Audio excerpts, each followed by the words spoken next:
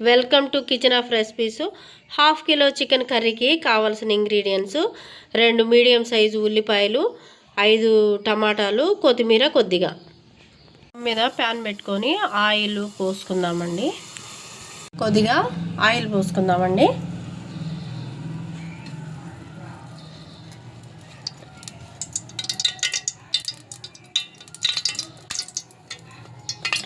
ఈ గంటలతోని 2 గంటలు oil పోసానండి. Oil heat ఎక్కిన తర్వాత ఉల్లిపాయలు వేసుకుందామండి.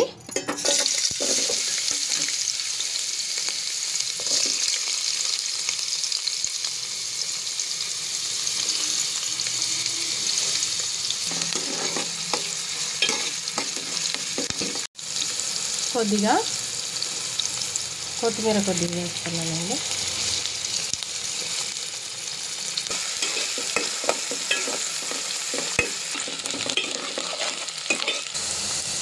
ఇప్పుడు కొద్దిగా పసుపు వేసుకుందామండి. 1 స్పూన్ పసుపు, 1 స్పూన్ పసుపు,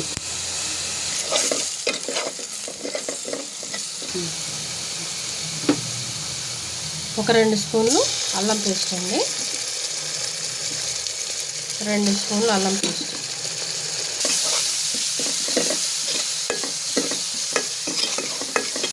చికెన్ అండి, హాఫ్ కిలో చికెన్.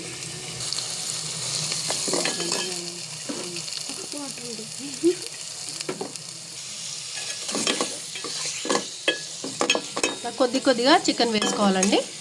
చికెన్ వేసుకొని మొత్తం కలుపుకోవాలి. ఈ విధంగా చికెన్ మొత్తం వేసి కలుపుకుందామండి.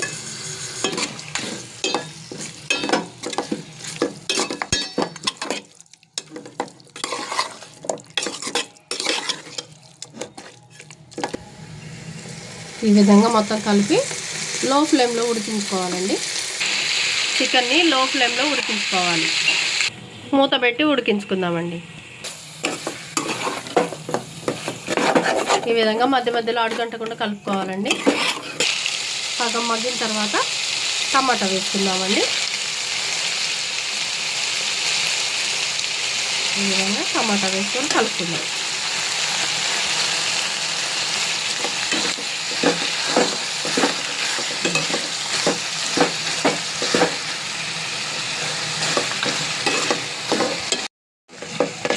ఈ విధంగా మొత్తం టమాటా వేసి కలుపుకొని మూత పెట్టి ఉడికించుకోవాలండి.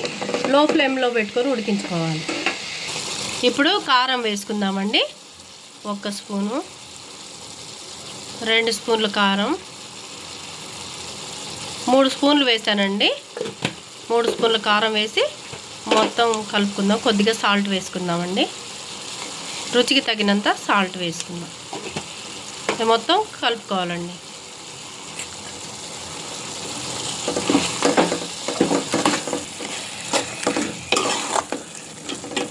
మొత్తం కలుపుకోవాలండి. అడుగంటకుండా కలుపుతూ ఉండాలి. మూత పెట్టి లో ఫ్లేమ్లో ఉడికించుకుందాం ఫ్రెండ్స్. ఇప్పుడు కొద్దిగా వాటర్ పోసుకుందాం ఫ్రెండ్స్. 1 గ్లాస్ వాటర్ పోస్తున్నాను. ఈ గ్లాస్ వాటర్ పోసాను ఫ్రెండ్స్.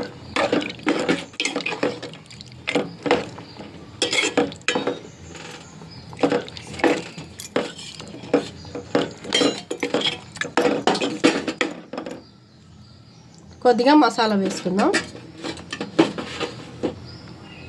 1 స్పూన్ మసాలా, ఇంకా కొద్దిగా వేసుకుందాం ఫ్రెండ్. 2 స్పూన్లు మసాలా వేసాను.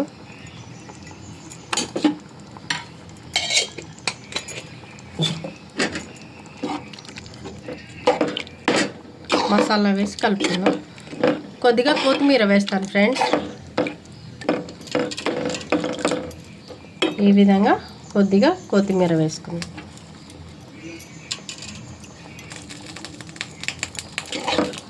కొత్తిమీర వేసి కలిపి మూత పెట్టి ఉడికించుకుందాం ఫ్రెండ్స్. ఈ విధంగా ఉడికించుకోవాలండి.